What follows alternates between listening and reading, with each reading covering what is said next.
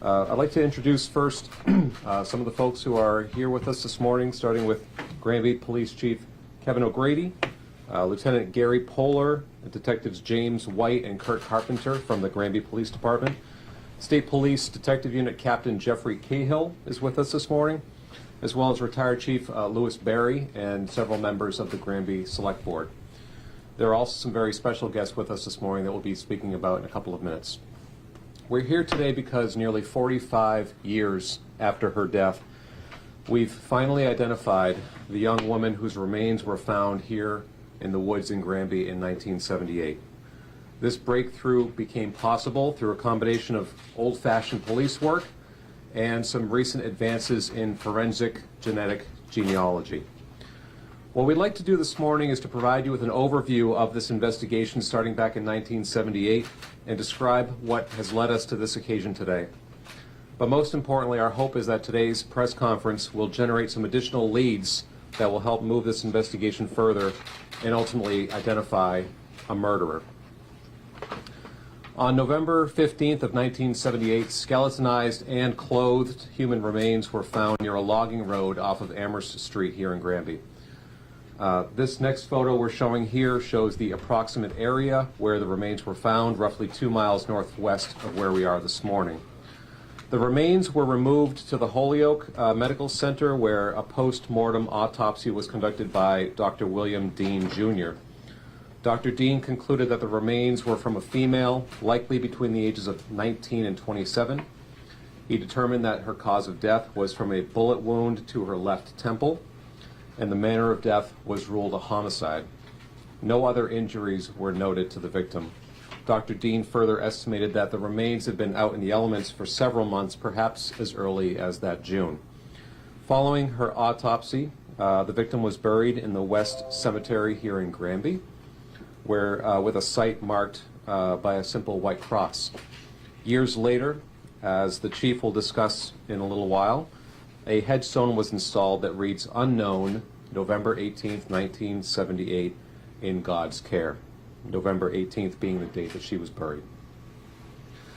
Given the passage of time between her death and when she was located, and the lack of any forms of identification found with the body, there was no way to positively identify her at the time. Granby Police and the Mass State Police then began an extensive investigation not only to find out who she was, but to identify and apprehend the person who'd killed her. Law enforcement used some traditional methods of investigation, including canvassing the neighborhood, to see if anyone had seen or heard anything suspicious, but that did not generate any leads. They also checked various missing persons databases, but there were no reports of any missing persons in or around the area that matched the victim's demographics. In the months and years that followed, local and state police would continue to check a number of databases and resources for locating missing persons, including some of the ones shown on our next slide: the National Crime Information Center, also known as NCIC, the National, actually, if we could just go back for a moment, I forgot to point out, this is the current resting place for the victim in the West Cemetery here in Granby. And the various databases were NCIC, the National Missing and Unidentified Persons System, also known as NamUs, the National Center for Missing and Exploited Children, and the DOE Network. Unfortunately, throughout constant checking of these databases throughout the years, this did not generate any leads. Ultimately, it was advances in forensic science, and in particular, forensic genetic genealogy, that provided a new source of hope for identifying the victim, who for decades had been known simply as Granby Girl. In March of 2022, the State Police Detective Unit attached to the Northwestern DA's office, working with the State Police Crime Laboratory and the Office of the Chief Medical Examiner, worked together to submit a biological sample from the victim to a forensic laboratory in Texas called Othram. And Lori, if you could move the slide, please. The hope was that with Othram's cutting-edge technology, we could not only extract a viable DNA sample from the victim, but then try to locate one or more living relatives that she may have by searching various genealogy databases. On January 23rd of this year, just about 6 or 7 weeks ago, the big break that investigators had been waiting for decades finally came. Othram notified investigators that they had located a relative living in Maryland that they believed could be the victim's half-sister. On January 30th of this year, investigators spoke with that woman who stated that her aunt, whose name she provided, had in fact gone missing in the 1970s. She also told investigators that her aunt had had 2 sons and provided law enforcement with their names. The very next day, investigators located one of those sons who confirmed that his mother had gone missing in 1978. The son had previously uploaded his DNA to the website Ancestry.com and was able to forward his profile to investigators. Later that very same day, Othram compared the son's DNA profile to the DNA profile they had extracted from the victim's remains. Othram confirmed that the 2 DNA samples were a 100% parent-child match. Based on this combination, as I said, of old-fashioned police work and new age technology, we now know who Granby Girl is. Lori? Patricia Ann Tucker. Patricia, excuse me. Patricia was born on July 28th of 1950, and she went by her married name of Patricia Coleman at the time she died in 1978 at the age of 28. Now, Patricia's son from an earlier marriage, Matthew Dale, is the son I was referencing a few minutes ago, and we're fortunate and blessed to have him with us here today. He traveled into town from out of state. He's here with his wife and also his cousin Lisa, who is Patricia's niece. As I said a moment ago, Matthew was 5 years old when his mother disappeared. He informed investigators that he recalled his mother dating a man named Jerry Coleman around the time that she disappeared. Investigators were able to locate a marriage license showing that in November of 1977, Patricia married Gerald N. Coleman with a date of birth of March 29, 1940, in Middletown, Connecticut. According to the marriage license, the couple lived on Chaucer Road in East Hampton, Connecticut, which is about 20 miles southeast of Hartford. A check of the Registry of Deeds in Connecticut revealed that Gerald, this is actually another photograph that we have of Patricia from roughly 1966 when she married a gentleman named Gary Heckman. As I said, at the time of her disappearance, she was married to a Gerald Coleman. The couple had resided in East Hampton, Connecticut, about 20 miles southeast of Hartford. Our check of the Registry of Deeds in Connecticut revealed that they had bought a house on Chaucer Road in East Hampton in April of 1978. And as this next slide shows, the house was along the eastern shores of Lake Pocatapog. These records also reveal that the foreclosure on the property started in late 1978 and was completed just a couple of months later. Now, according to Matthew, around the time his mother disappeared, Gerald Coleman had dropped him off at a home in Massachusetts. Matthew never again saw his mother from that point forward, nor did he have any further contact with Gerald Coleman. Investigators then were able to retrieve records from the Department of Children and Families, DCF, showing that in fact in August of 1978, Matthew was left with a woman named Laura Holmes, who lived at 8 Taylor Street in Chicopee. According to these records, Matthew's parents, presumably Patricia and Gerald, asked Holmes to watch him for a few hours while they took care of some personal business. After a few days had passed with no word from Patricia or Gerald, Mrs. Holmes contacted the authorities. Patricia was never seen or heard from that point forward, to the best of our knowledge, and Matthew at that point was ultimately reunited with his birth father. As indicated earlier, the investigation into Patricia's disappearance has thus far revealed no record whatsoever of Gerald Coleman ever reporting his wife Patricia missing. With respect to Coleman, Authorities learned that he'd been previously arrested in Hartford, Connecticut in 1968 when he was charged with attempted kidnapping, aggravated assault, and carrying a firearm. No, not yet. In 1995, in December, he was convicted in Hamden Superior Court of rape, indecent assault and battery, and assault with a dangerous weapon, and he was sentenced to state prison where he died in 1996.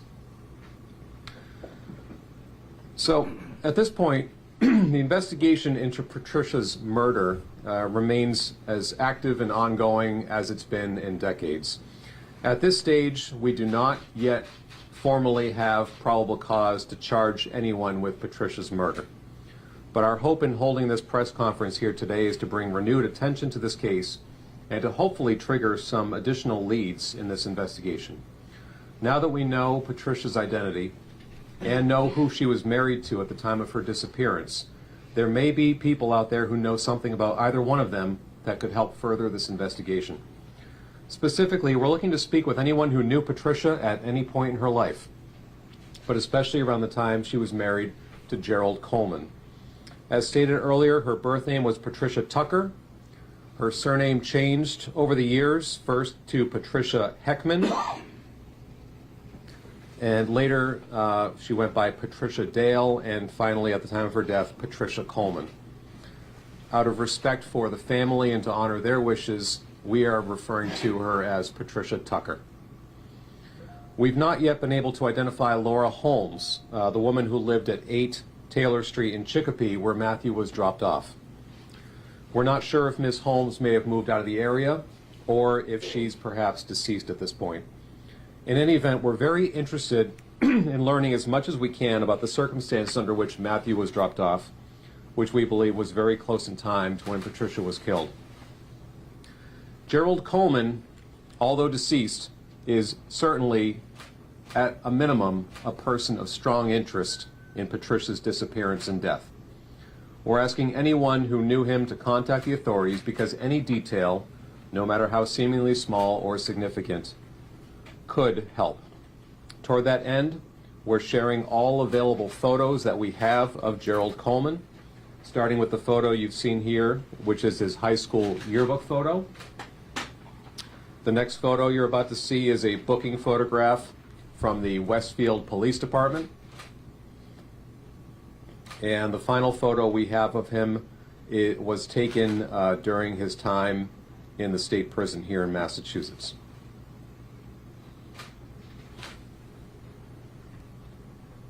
Anybody with information about this case is encouraged to contact the Granby Police Department. You can do that by calling the business line, which is shown on the screen. You can email Detective James White, jwhite@granbypd.org. You can also visit the Granby Police website. There is a contact us link on that page where you can submit information. Tips can be submitted anonymously or by name. So at this point, I'd like to turn the mic over to Granby Police Chief Kevin O'Grady to talk more specifically about the involvement of his department throughout the years, as well as the residents of Granby. Thank you, Chief. Good morning, everyone. As Mr. Gagné said, this has been an open, unresolved case for our department since 1978. Officers and detectives have continued to work on this case. They continue to check the different databases that Mr. Gagné discussed earlier. They've also continued to comb through the reports to see if there's anything that can be followed up on. A few years ago, Detective White interviewed a person whose name was on one of those reports. We learned that she was one of the people that actually had discovered Miss Tucker's body back in 1978 and gathered more information about where Miss Tucker's body was found and any other information that could be provided. We can continue to share information, having meetings between ourselves, the State Police Detective Unit attached to the Northwest District Attorney's Office, and the DA's office themselves. As Mr. Gagné said, in March of 2022, we were informed by Captain Cahill and Mr. Gagné that a biological sample had been gathered and would be submitted to Orthram. Mr. Gagné said on January 23rd of this year, we were informed of the break in the case we were all waiting for. A possible relative had been located. A week later, they spoke to Ms. Tucker's niece, who provided information about her sons, and later that day her identity was confirmed. Since that date, members of the State Police Detective Unit and our detectives have continued to follow up on information they have learned since identifying Ms. Tucker. I'd like to thank Captain Cahill and Detective White for their tireless efforts the last month or so, following up on all these leads and then passing some off to other officers and detectives to follow up on. I'd also like to take this time to thank our retired Chief Lou Berry for his assistance to Detective White with accessing a database that provided additional information used to help locate people that Captain Cahill and Detective White interviewed. Chief Berry works for a nonprofit company called Private Investigations for the Missing, and they work on cold cases in the private sector. I'd also like to thank the members of the community led by the late Mr. Anthony Regan, who was a cemetery commissioner at the time of 1998 that fundraised to get a stone marker in 1998. For years, as Mr. Gagne referred to, there was a simple white cross that read "Unknown Girl." In September of 1998, nearly 20 years after Ms. Tucker's body was found, 24 people attended a memorial service at the cemetery while the gravestone was put in place. Our condolences go out to Ms. Tucker's sons and their family. I want them to know we will continue to work on this case and work towards finding out who murdered Ms. Tucker. Again, like Mr. Gagne said, if you have any information, whatever it could be, please contact our department at 413-467-9222 or email Detective James White at jwhite@granbypd.org. Thank you. Thank you, Chief. Thank you. So as I mentioned earlier, Patricia's family is here today. They have distributed a statement that was prepared to the media. They would request that you respect their privacy in this time. This is a very difficult time. We've probably understatement to say we've turned some lives upside down in the last couple of weeks, but for good cause. So they will not be answering any questions this morning, but if you have any questions about the investigation for myself or for the chief, you can certainly ask those now. What was the date when the son was dropped off? That was August 8th of 1978. And so the medical examiner's initial estimate that the remains had been there perhaps as much as 6 to 12 months. We believe now it was more like closer to three and a half months. And his age estimate was 19 to 27, she was 28, so it was definitely on the upper end of that range. Can you talk about the circumstances where, I think you mentioned that you interviewed a woman who found the body? Was she walking, was she hiking, why was she in the area, that kind of thing? Detective White, do you want to speak to that? Sure. There's been some contradiction over who found the body in 1978 between newspaper articles and different statements, but we did speak to a party who was a child at the time and said that she was involved in the finding the remains with a group of kids playing in the area the remains were found in. Thank you. What about that DNA evidence? When did you guys send that DNA? I think was it Orthone? Yes, Yes. When did you? Othram. Yep. Othram. Okay. Othram. When did you guys send that, and why did you? Why were you prompted to send it? Yeah, so it was March of last year, 2022. Just given the passage of time, one of the hurdles we encountered was that even DNA degrades over time, and it's hard to find a suitable, complete profile. And just the extraction of a viable profile is difficult under the best circumstances, but Othram, through their technology, which I don't pretend to understand, they were able to take the portion of the remains that we shipped to them, frankly, and they were able to apply their technology to get a good DNA sample from that. So this is just technology that wasn't available for decades. And just to confirm, when they exactly find that DNA, then they look through a database on ancestry.com, you said? Yes, my understanding is Othram, I'm not sure if they have partnerships or agreements with certain databases out there that people voluntarily contribute to. And I believe that ancestry.com, folks who submit to that are agreeing to some degree to have their profiles cross-checked. So really, honestly, if the family hadn't decided to participate in that, I'm not sure where this investigation would be, but the stars just finally seem to align and come together. might be a better question for Chief or Detective. Why was this case important to you guys? I mean, it happened so long ago, but I know that we knew it as the Granby girl case because we didn't know the identification. Why was it important to your? I think any case is very important, you know, and an unresolved case, you know, we have several unresolved cases that, you know, some are a higher priority than others. Obviously, a homicide is a very important case, and we always, both my detectives always have cold cases sitting on their desk or unresolved cases that they kind of just flip through, and we just keep trying to see if there's anything we've missed over the years. Again, as technology changed with DNA, so did how police reports are written, and, you know, we're flipping through hand notes and handwritten reports and just trying to see if anybody missed anything, and if one officer doesn't see anything, we pass it to another one just to see if there's more we can follow up on. If I can just add to that, Chief, you know, as law enforcement and as prosecutors, there's just this inherent sense, this desire to solve the case. It's wanting to find out what happened, but from a human perspective, we know that this was a young lady, and that we didn't know at the time, but she had family. We didn't know whether she had children, but she did. And we suspected that there may be people out there with lingering questions. You know, one of the folks who's here with us this morning from our office is the chief of our Victim Witness Advocate Unit, Jackie Gaw, and working with Jackie over the years on the human element of these cases. It's more than just wanting to solve the case. It's about wanting to bring some closure, some justice, not complete closure yet, but and then getting to meet Matthew and his family this morning, and Lisa, it really brings us back to why we've been doing what we've been doing, why we've been working on this case for so many years, and why we haven't let it go, because it just gnaws at you. And I'm glad we're here where we are today, but we realize that we're not done yet, and that there's more to go. I understand that you said that it's harder to extract DNA after, you know, it's been a very long time. Is there any possible way, do you know, of finding the potential DNA of whoever committed the homicide, or is that essentially impossible by this point? Well, as I said, in previous years, we took a look at some of the clothing that was associated with Patricia's remains. There were some other biological specimens located, some hairs, for example, that are currently being analyzed for potential DNA purposes. The mere fact that someone's hair may have been on her clothing would not necessarily mean that that person did or didn't kill her, but those are some potential avenues that we're still exploring. I'd say it's probably an uphill battle at this point, but again, we're overturning every stone on this case.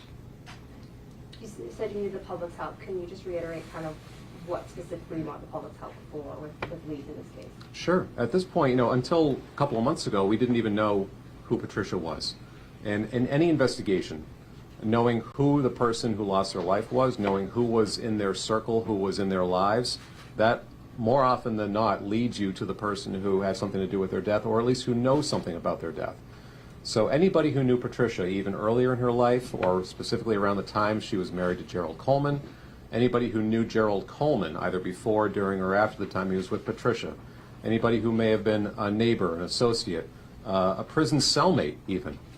If Mr. Coleman or any other suspect or person of interest may have even let something slip once about Patricia, those dots may not have been connected until people now know who we're dealing with. So it could be something seemingly slight or insignificant, but to us it might really mean something. And specifically, Laura Holmes. Laura Holmes is a critical link in this case. She's one of the last people that we can tell to have seen Patricia alive, and the circumstances very near in time to when she went missing. Again, we've tried to track her down so far, no luck. We don't know if she's in the area, we don't know if she's deceased, but any family members she may have had, even they might have some information. So again, it's Patricia Coleman, it's Laura Holmes, Gerald Coleman, anybody who knows anything about them. Even if you were just neighbors, classmates at some point, please give us a call. Laura Holmes was where the Matthew, when he was 5, was dropped off, correct? Yes. You know, what relation do we know did she have to Patricia? Was she family? Was she a hired babysitter? Catherine, can you address that? It's a little unclear what, it seems a casual acquaintance would probably be the broadest category. It doesn't seem like a close friend or anything like that, but again, we don't have a whole lot of information about that, so that's a thing that we're trying to find out. And what, I'm sorry, where does she live? Where do Laura Holmes live?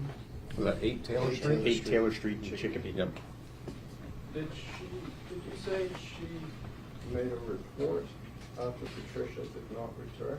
Yes, she was expecting Patricia and or Gerald to be back within a couple of hours. And I believe after roughly 48 hours, after about 2 days went by, Ms. Holmes realized that something had gone askew and she contacted the authorities, and then DCF got involved at that point. So did that not make Patricia a missing person? No. I believe it would have. I'm not sure. As I said, we checked the databases. There was no official report, as far as we can tell, that she was ever reported missing by anyone locally. My understanding is that when some additional time went by, Patricia's parents, who lived in the New Jersey area, reached out to authorities. We're trying to track down some old records on that front. So eventually, obviously, her family, her parents realized that they weren't hearing from her anymore, but locally, we can't find any reports of her going missing or having been reported missing. And one might expect that your own spouse would report you missing. Okay, so thank you all very much for coming. If you have any additional questions, feel free to reach out to Lori Loisel. We'll also be around for a bit. All right, thank you. Okay, you said the family statement, are you guys gonna send it out? Oh, the families, there was a prepared statement which I believe Lori handed out? I did, I thought you were gonna read it. Okay, sure. Is it in the press release? No, do you have it? Do you have any more copies? Okay, may I borrow We it? can make it 2 copies. All right, You make a copy of that. all right. Or you're gonna So- read it? Oh, all right. For anyone who doesn't, yeah.